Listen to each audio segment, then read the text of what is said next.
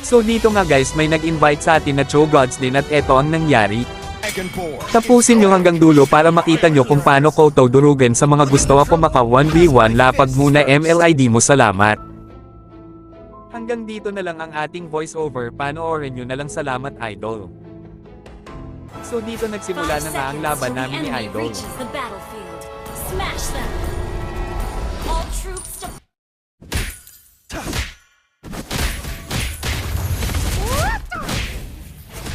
Ako nga pala ang nakakuha ng first blood dito. Tapos dito napatay ko na naman siya at wag nyo na ako subukan maka 1v1 kasi gagawin kong lamok yung Cho'Mo. an enemy.